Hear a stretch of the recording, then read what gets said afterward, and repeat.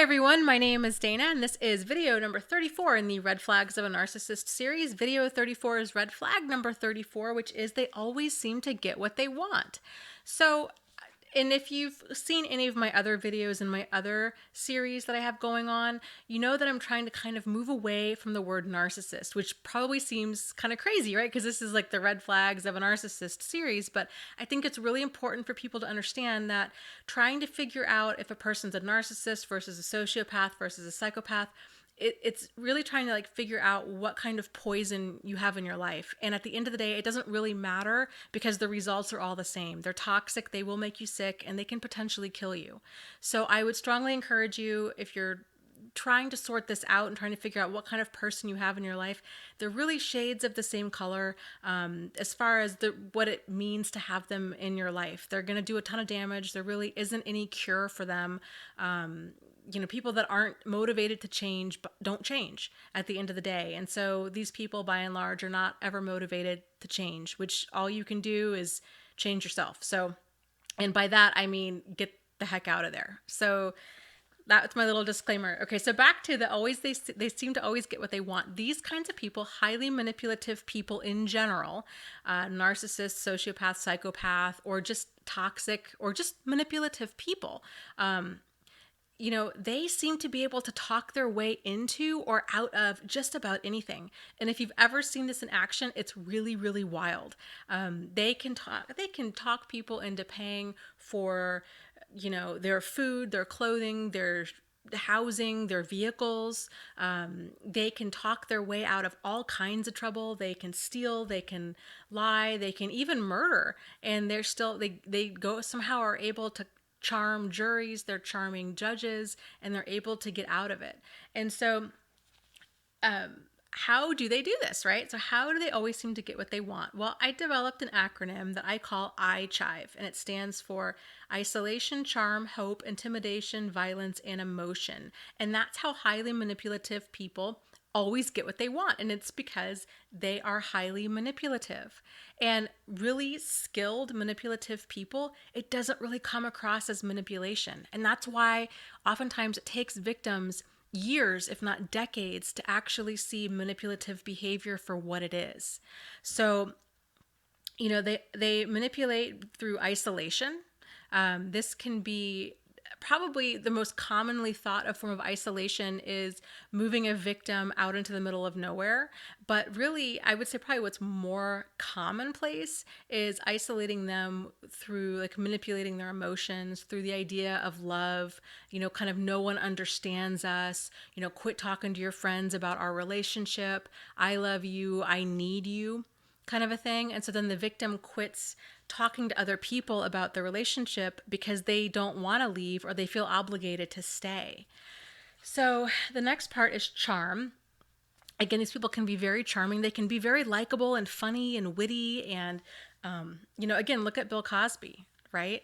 And so we all have this idea of that we were somehow be able to identify a bad person. And the reality is bad people aren't 100% bad, just like good people aren't 100% good. We all have kind of this range of behavior. And it's very possible, and it happens all the time, where you have bad people that have bad behavior, but there's a lot of good that they do as well. Like Bill Cosby has done a lot of good in this world. He's done, he's given a lot of talks at universities on, parenting and on, kind of keeping comedy clean. And, he's done a lot of good things in his life. Of course, I'm sure it was all kind of this manipulation for his public image, but it's important that we realize, that bad people aren't always bad, and to be able to spot bad behavior and call it like it is and not gloss over it because they've also done some good in their life. So people need to be fully accountable for their behavior. Okay, the next one is hope. Hope dies last. And victims oftentimes, and anybody can be a victim just like anybody can be highly manipulative, right? Like manipulative people, they can be a parent, a child, a significant other, a next door neighbor, a friend, a coworker, a member of your church, kind of you name it. So victims can also be the same. And so it's really hard for victims to give up hope on this person, especially if the toxic person is, family, if they're a child or a spouse or a parent. And there's this idea of I have to stay in this dynamic because I have to keep this toxic person in my life because they're my mom or they're my son or they're my wife, right? And society backs up this idea of, well, you have to keep communication open because she's your mom or your wife or your sister.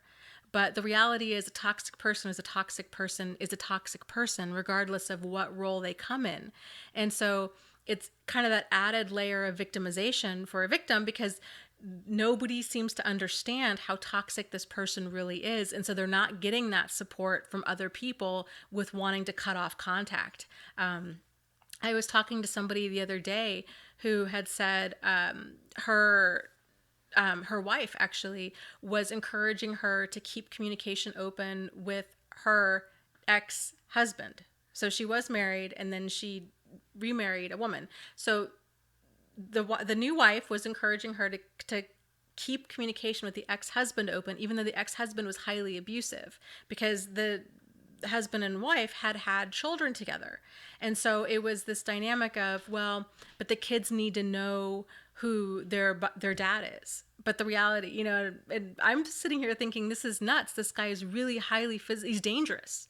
So why would you want to expose your kid to a dangerous person? If this was anybody else, you wouldn't even think, it would be a no-brainer, right? Like you would cut off contact.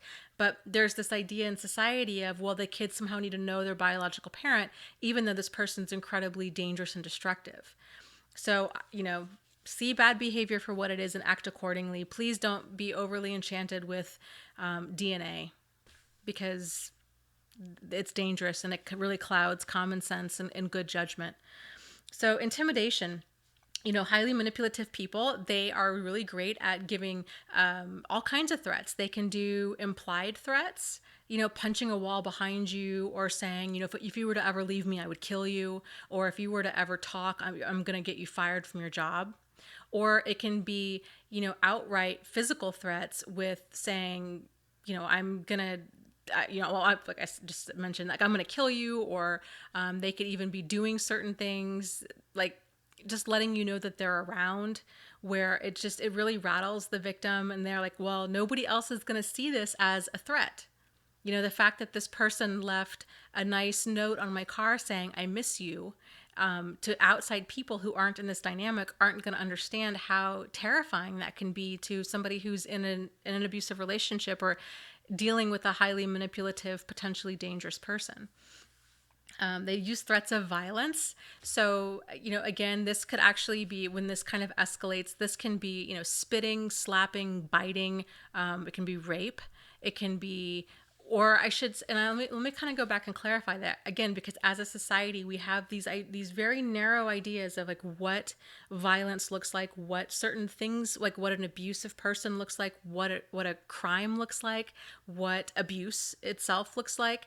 Rape itself, men can be raped. Husband can rape his wife. A wife can rape her husband. So it doesn't have to be a total stranger in a dark alleyway. Rape is anything that's not consensual, or if it's kind of the threat of violence, right? It's sort of like, you need to have sex with me, or I'm just going to have my way with you. And it can be a lot of like negative put downs. It can be consequences that they know they're going to have hell to pay if they don't give in and have sex with their partner, these kinds of things. It's, rape is not just a total stranger in a dark alley and they've, put a knife to your throat or something like that. So, emotion, abusive, manipulative people manipulate emotion. This is probably one of the most powerful forces for manipulative people. And so, again, they do this through manipulating the victim through pity, fear, guilt, love. These are ideas of, well, you don't want us to divorce because, you came from a broken family. You know how painful that is. Why would you want to do that to our children? And somehow making the victim the bad guy when really it's their behavior, the manipulative person's behavior, that's causing all the problems, right? But they're not accountable for it, so they're turning it back around on the victim. The victim now is all confused. And that's a great sign right there too, is to, how to tell if you're with a manipulative person, if you're experiencing a lot of confusion, then, knowing that that's confusion between two people is not normal. It means that either you need more facts in order to think clearly, or that you are being manipulated. So it's kind of good to get to the bottom of that as soon as possible so you can think with logic and reason and make an informed decision about how to proceed. So, you know, the other thing with that, they always seem to get their way, is there's a concept called managing down of expectations. And it's basically when manipulative people push boundaries, because they start doing this from day one. And if you've ever been in one of these relationships, if you look back, you might be able to kind of pinpoint, like, yeah, I didn't think of that as a small boundary push, but it for sure was. It might be something like, wanting to see you in an hour. Or, and not that that's necessarily, it's that a boundary push, but that's a boundary test.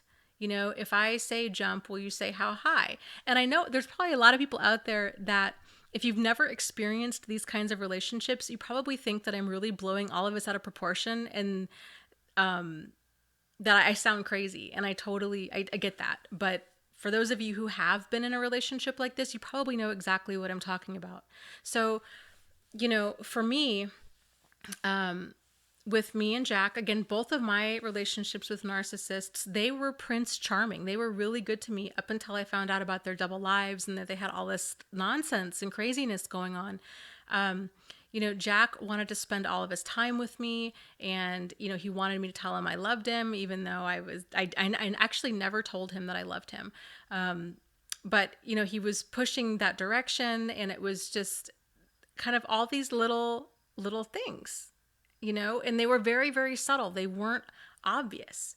So you have to really kind of keep your guard up for this, because it's sort of like, once you give an inch, these people take a foot.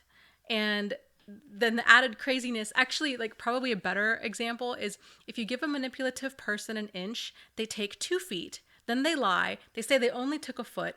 They blame it on you for having, then once you confront them that they actually did take 2 feet, then they lie and they say, well, then they blame it on you and say, well, no, it's because of your bad behavior or something that you did, that if you were better to me, I wouldn't have had to take 2 feet. And then next thing the victim knows is they're apologizing for the other person taking 2 feet. Like, do you see how crazy that is? Like, that's kind of how these relationships go. Like, none of it's logical, none of it makes sense. And at the end of it, the victim is kind of left thinking, like, what just happened there? So it's a lot of crazy making. And then kind of what happens too is, once that dynamic starts, that ball is in motion, then that becomes kind of the new normal for the relationship.